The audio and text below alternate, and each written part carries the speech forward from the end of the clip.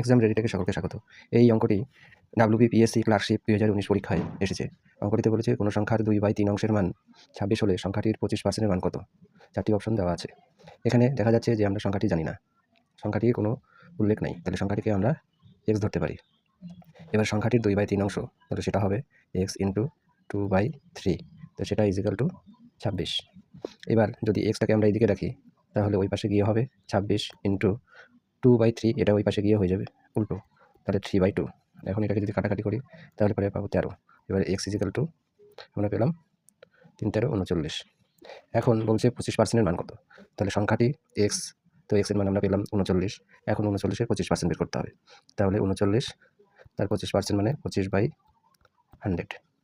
এবার 25 দিয়ে যদি 100কে কাটি তাহলে পাবো 4।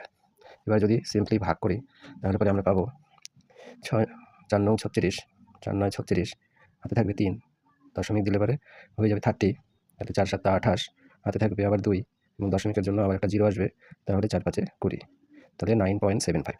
তাহলে দেখা যাচ্ছে অপশন ডি সঠিক উত্তর।